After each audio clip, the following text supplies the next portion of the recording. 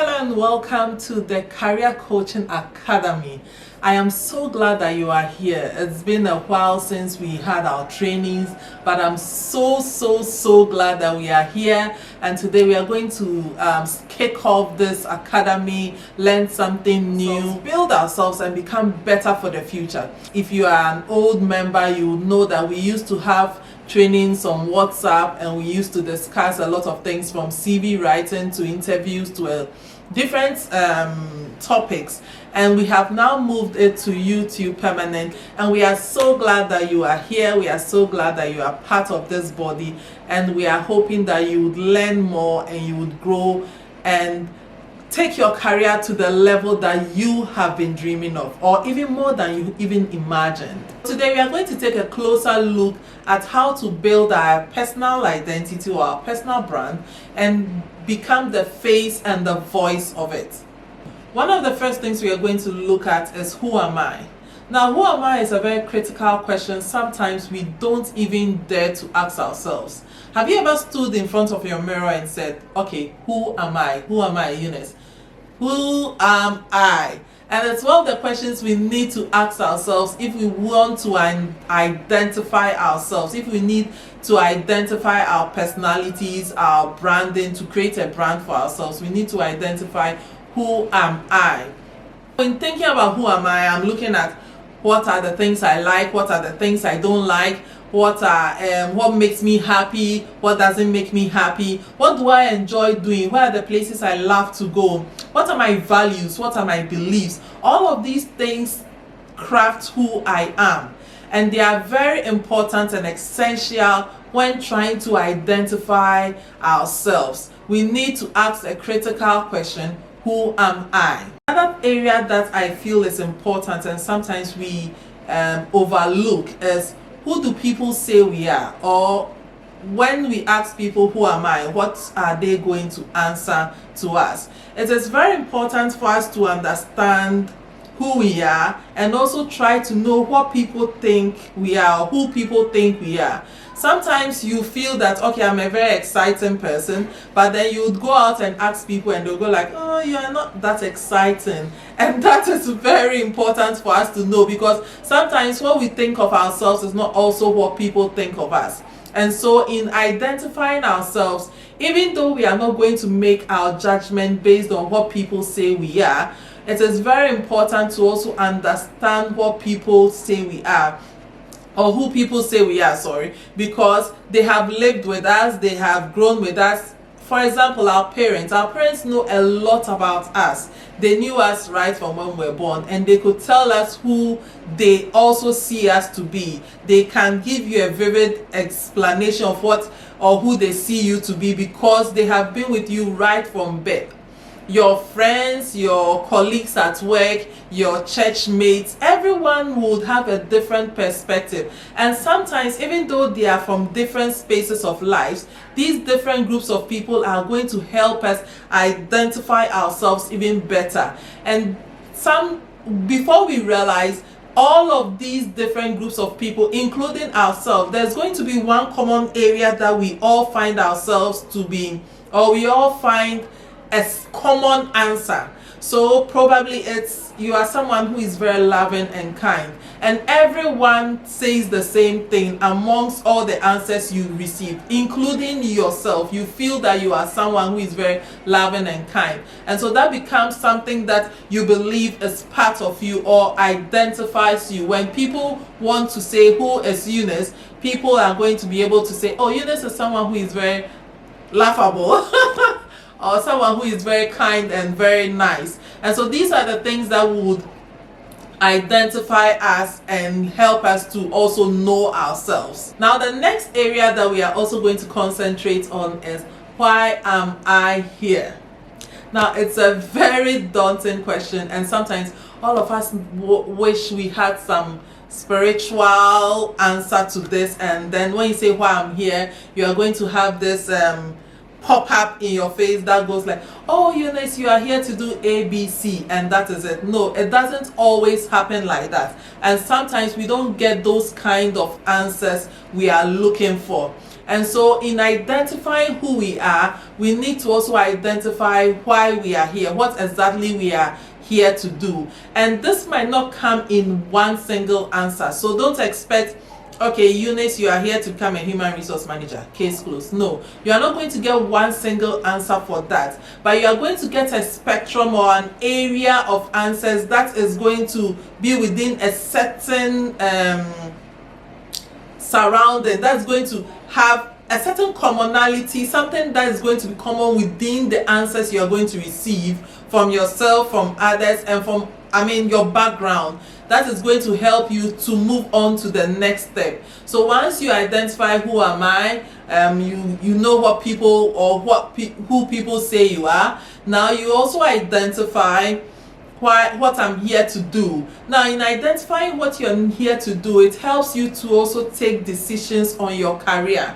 Because once you know that, okay, I'm here on this earth, I want to be someone who would help people. In what areas do I want to help people? Or I want to be someone who is going to come up with all kinds of technology. What kind of technology am I looking at? Is there something in medicine? Is there something in IT? All of these things we are going to have to understand and build and learn about ourselves, so that we'll be able to move on to the next step, so that we'll be able to identify which career path we are taking. And so these are some of the very important things we need to also focus on and look at.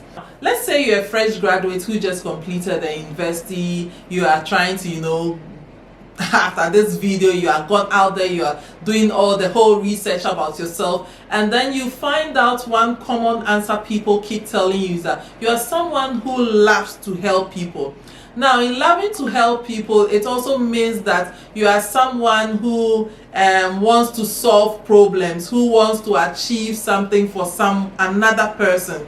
Now you completed the university with a finance and accounting background. In helping people, it also means that you could work in, let's say, a financing agency or an audit agency. Companies like this gives you the opportunity to juggle between clients from different organizations. Every time you meet a new client, you try to solve a problem. Maybe today is a payroll issue, tomorrow is accounting software issue. Every day you meet new clients and you get to help different groups of people achieve their goals, and that helps you to be fulfilled in your area or in what you want to do in life. Now such a person, if you work in an organization where you are just the accountant for that organization, sometimes you might feel the work has become monotonous and has become boring because you don't get to do anything new and different. Unless, of course, the company comes out with lots of projects, you are likely to start feeling bored because you are doing the same thing over and over, and you don't feel you are helping anyone with your role. And that is why you need to understand what you are here for, and then it will help you, guide you in deciding what kind of role you want to go into as a career person, or to guide you in your career. We have been talking about putting yourself together, building a personal identity or a personal brand. You need to be able to be the face and the voice of that identity. Now, when we are saying becoming the face and the voice of the identity, there are certain things we look at.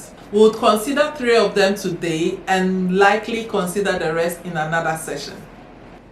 The first thing in becoming the face and the voice of your brand is your energy introduces you before you speak.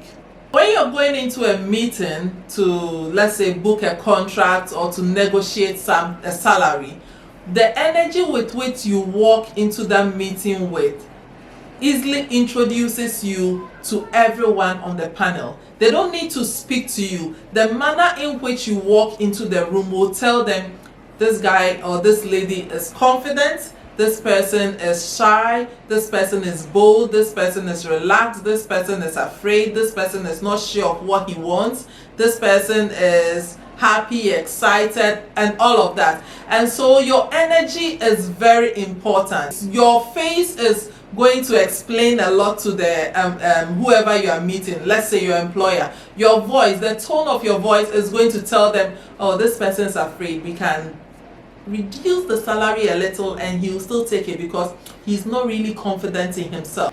Now one will ask, so how does your energy translate in a CV? That is very important. How is your energy going to be seen in a CV? So in the same way anyone can easily see your energy once they stand in front of you, that same way your CV gives out an energy when it's in front of an employer. Now how does that happen? Sometimes you pick up a CV, you read through it and you're like, oh, this person is joking. And then there's another time you pick up a CV and you're like, wow, this is someone I need to call for an interview. How is that possible? It is the information in the documents that distinguishes person A from person B. Person A might look like someone who is desperate for a job, someone who is struggling and doesn't even feel confident in himself and is just hoping to get a job and get a salary. Person B might even be struggling, but the CV is looking very confident. You read it and you're like, wow, I need to call this person because there's something in that document that has wowed the person. That is energy. There has been some energy infused in that document, infused in the words the person has typed. That is reaching out to the potential employer and saying, I am the person you need to pick for this job. And so when you pick up your own CV, read it and ask yourself, does this exude the energy I wanted to give out? Is this giving out that energy that says, I am the best fit for this job? Or is giving out an energy that says, well, I don't know, maybe you should consider me? What is your CV saying to an employer? Even before you meet any employer, they are likely to see your CV. So what is your CV telling them? The next thing we are going to be looking at is seize the moment, and I term it as the pitch. Now, some years back, I got an opportunity to meet with some rich people, very people who can influence and change your life overnight. And I was asked the question, so Eunice, what do you want? And oh my God, I was speechless.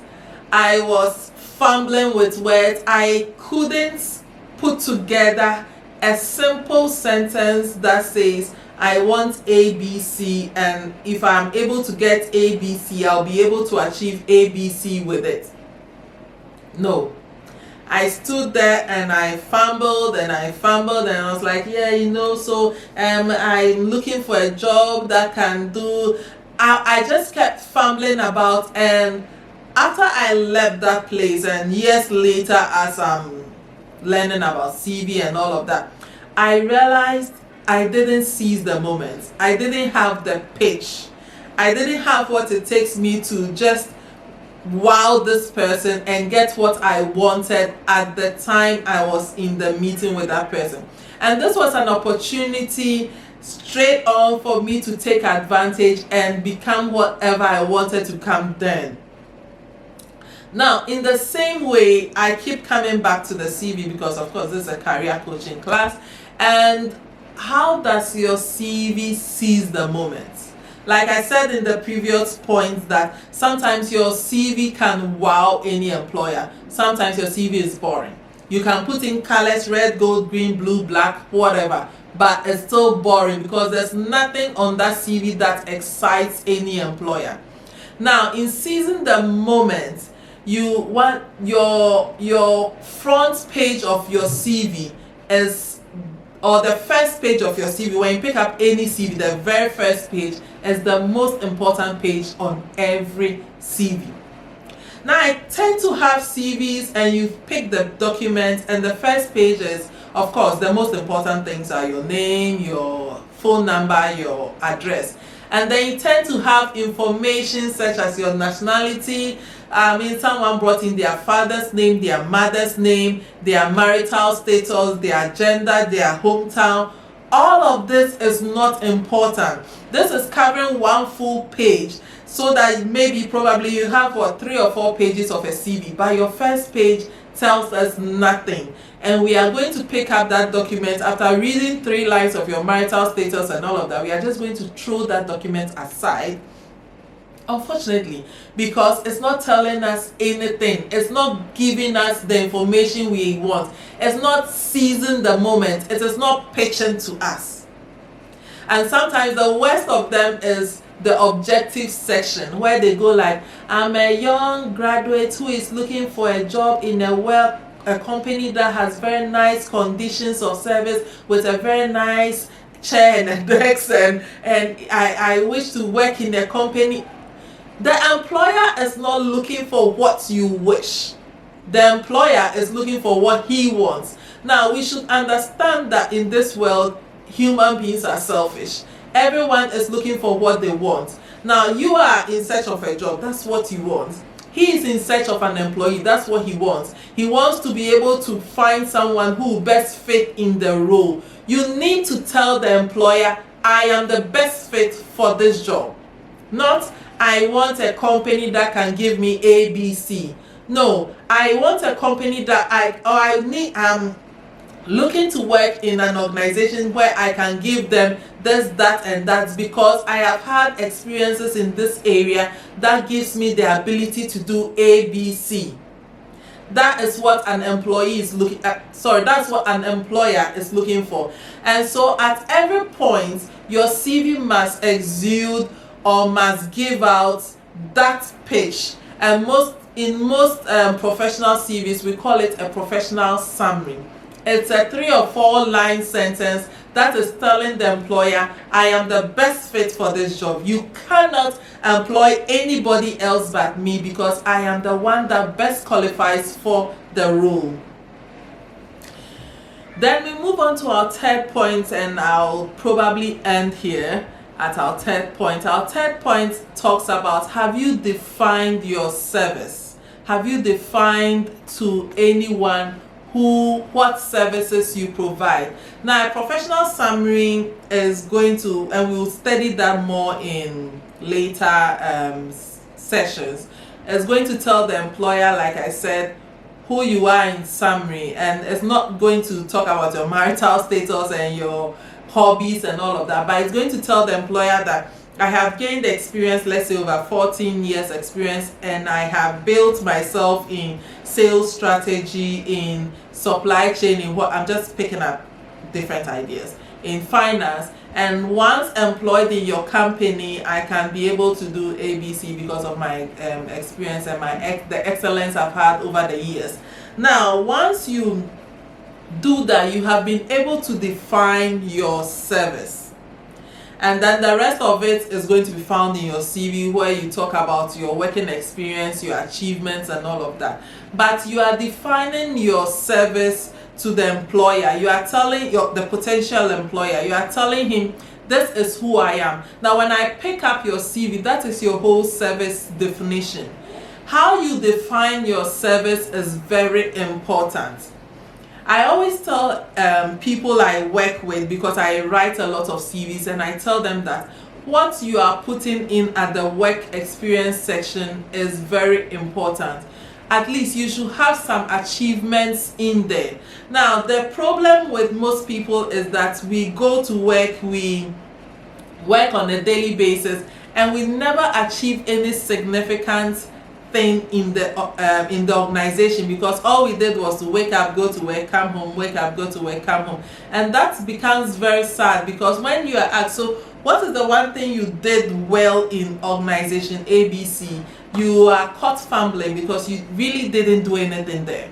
All you did was to go to work and come back home. And that is a very sad situation, and I wish most of you would be able to change from that. We should realize that our every stay in every organization is very important, and the little things we are able to achieve is going to help us in the long run very well.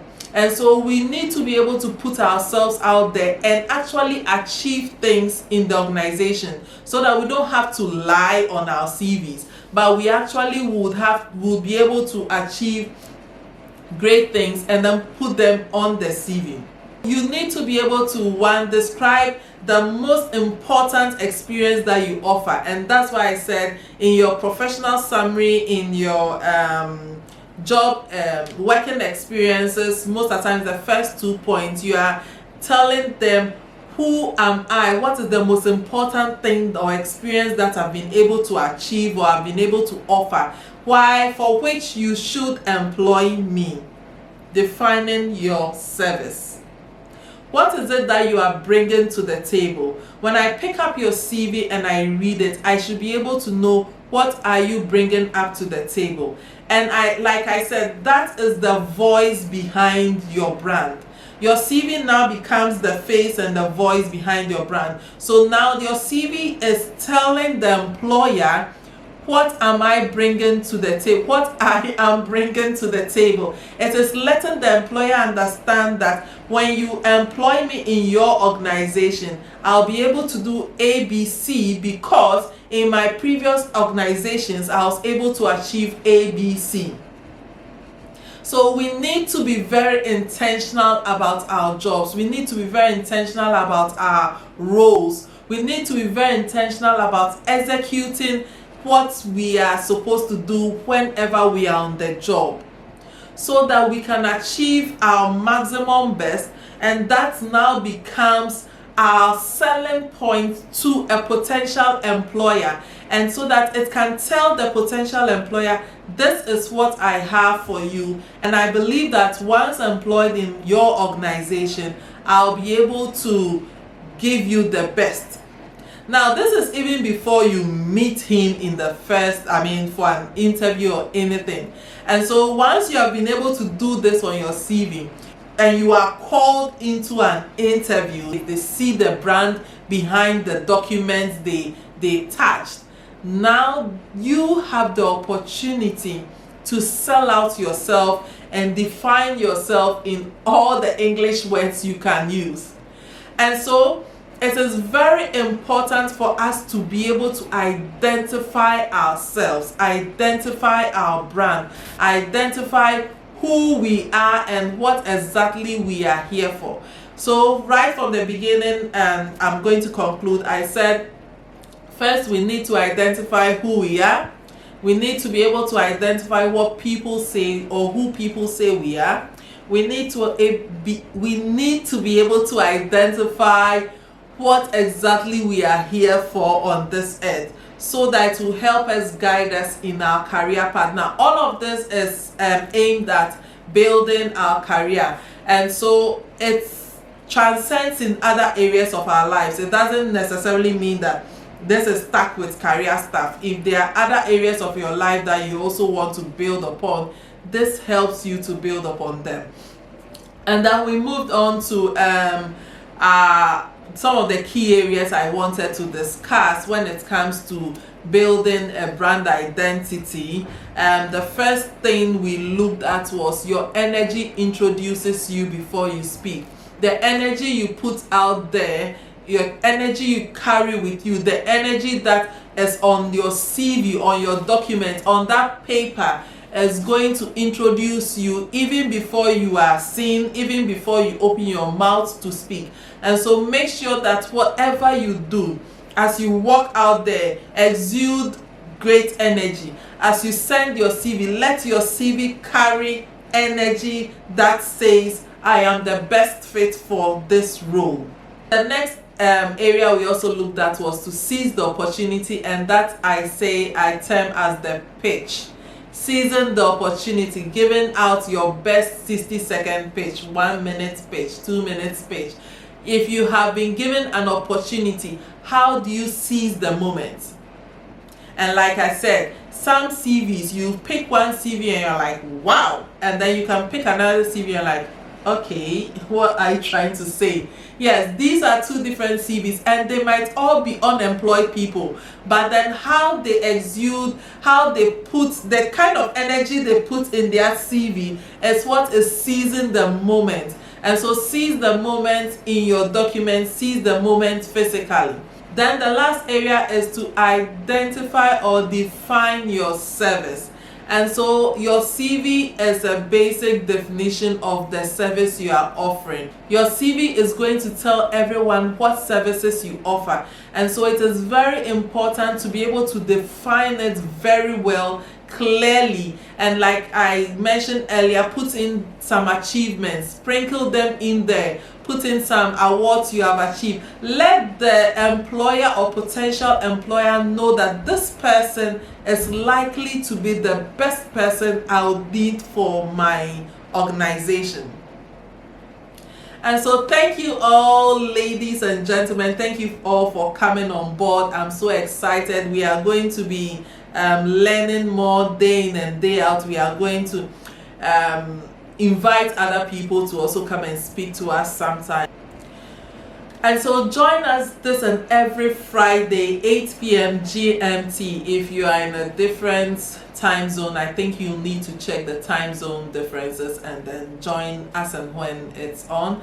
8 p.m. GMT every Friday, and we'll be live, and then we'll be sharing little tips and nuggets to help you develop your career, to help you to move your career to the next level and achieve every goal that you have dreamed of, even the ones you didn't dream of and bigger than what you even imagined. Thank you very much for joining me. I'm so excited to be here with you, and we are going to have a lovely time moving on from today. Thank you and bye.